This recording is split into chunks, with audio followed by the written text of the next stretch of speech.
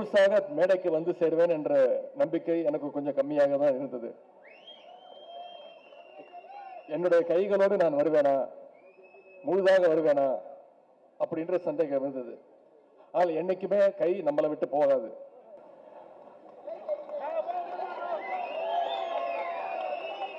நான் என்னோட கையை சொன்னேன்.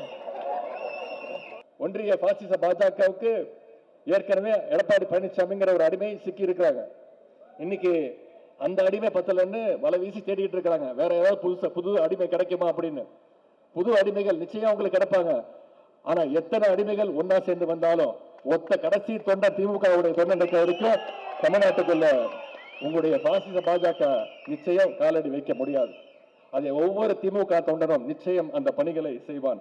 உங்களை ஓட ஓட விரட்டுவான். பாரதிய ஜனதா கட்சியினுடைய நிர்பந்த நெருக்கடிகளுக்கு ஆளாகி எடப்பாடி சேர்ந்திருக்கிறார். அதிமுக இன்னும் சேரலை.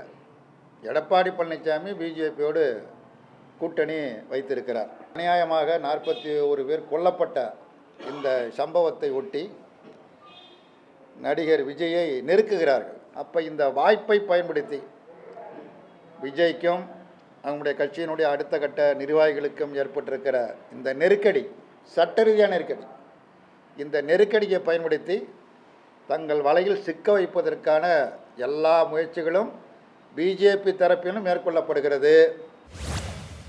இந்திய கூட்டணி தமிழகத்தில் முதலமைச்சர் ஸ்டாலின் அவர்கள் தலைமையில் இருக்கிற இந்த கூட்டணி உங்களுக்கு கொள்கை ரீதியான கூட்டணி, நாங்கள் உறுதியான கூட்டணி. அதனால் ஒரு கருத்தில் ஒரு விஷயத்தில் ஒரே விதமான கருத்து எல்லா அரசியல் கட்சிகளுக்கும் கூட்டணிக்குள்ளார இருக்கணுங்கிற அவசியம் இல்லை. ஆனால் இவைகளெல்லாம் அந்த கூட்டணி உடையாது. ஏன்னா அந்த அளவிற்கு பலகீனமான கூட்டணி நாங்கள் இல்லை. ஸ்டாலின் அவர்களே, நீங்க கூட்டணி நம்பி இருக்கிறீங்க. கூட்டணி தேவைதான். ஆனா அதிமுக தலைமையிலே அமைக்கப்படுகின்ற கூட்டணி வலுவான கூட்டணியா இருக்கும். பாருங்க, கொடி பறக்குது.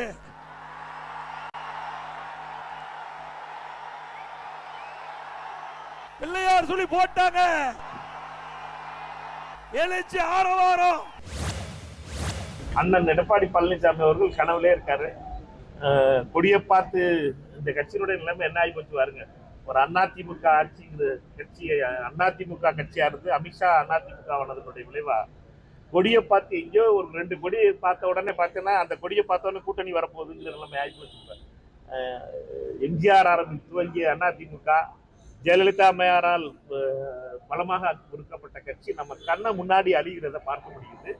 கொடியை பார்த்துட்டு கூட்டணி வைக்க போறாங்க அப்படின்னு சொல்லி சந்தோஷப்படுற ஒரு பொதுச் செயலாளரை அமித்ஷா அதிமுக வச்சிருக்குங்கிறது ரொம்ப கொடுமையான விஷயம். அந்த கட்சியில் இருக்க ஒவ்வொரு தொண்டர்களும் மனவேதனைப்பட்டு கொண்டிருப்பார்கள். நம்முடைய முன்னாள் முதலமைச்சர், நம்முடைய அருமை நண்பர் பெயர் வைக்கிறதுல திமுக தமிழ்நாட்டு முதலமைச்சர் ரொம்ப கெட்டிக்காரரு. அதே நேரத்தில் அப்பா அம்மா பேரை மறந்துடாதீங்க. ஒரு பேட்டி கொடுத்தார், பத்திரிக்கையில் அது வந்திருந்தது.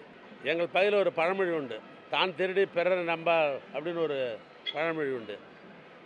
அவருக்கு இருக்கிற குணமே அடுத்தவங்களுக்கு இருக்குன்னு நினைக்கிறார். அது தப்பு. முதல்ல உதாரணமாக சொல்லணும்னா, ஏறி வந்த அணியை எட்டி உதைக்கிற மனப்போக்குறது நாடறிந்த வெண்ணை. ஏற்கனவே அவர் முதலமைச்சராகிறதுக்கு சின்னம்மா சின்னம்மா சின்னம்மான்னாரு. எந்த அம்மா அதுக்கு சொல்கிறாரா? அவர் போய் சொல்லலாமா அந்த வார்த்தையை, அப்பா அம்மாவை மறந்துடாதீங்கன்னு? அதை விட்டுட்டு இந்த பெயர் வைக்கிறதுலலாம் நீங்கள் கருத்து சொல்கிறதுன்றது அது உங்களுக்கே மனசாட்சிக்கு விட்டுட நான் விரும்புகிறேன். அதனால் எங்களுக்கு நீங்கள் இலக்கணம் சொல்லாதீங்க.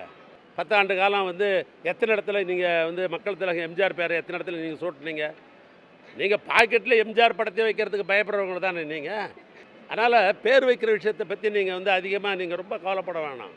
யாருக்கு என்ன பேர் வைக்கிறதுன்றது எங்களுக்கு தெரியும். ஆனால் 10 வருஷம் எம்ஜிஆர் இருக்கிற இடமே தெரியல. ஒரு ஸ்டாம்ப் சைஸில் கூட நீங்கள் அரசு இன்விடேஷனில் போடும்போது எங்கேயாவது மக்கள் எம்ஜிஆரோட ஒரு ஸ்டாம்ப் சைஸில் நீங்கள் போட்டிருக்கிறீங்களா? வலுவான கூட்டணி அவர் வைக்க போகிறாரா, நஞ்சு போன கூட்டணி வைக்க போகிறாரா, இல்லை மொத்தமாக தமிழ்நாட்டில் அவங்க அணி தோக்க போகிற கூட்டணி வைக்க போகிறாரா என்பதை நான் இப்போ ஜோசியமாக சொல்ல முடியாது. எங்களை பொறுத்தளவுக்கு நாங்கள் தொடர்ந்து எங்களுடைய கூட்டணியில் இருக்கிற எங்களுடைய தோழமை கட்சி தலைவர்கள் எங்களோடு ஒன்றரை கொள்கை அடிப்படையிலும் சரி, உணர்வு அடிப்படையிலும் எங்களோடு இருக்கிறார்கள். உடனுக்குடன் செய்திகளை தெரிந்து கொள்ள சன் நியூஸ் பெல் ஐகானை கிளிக் பண்ணுங்க.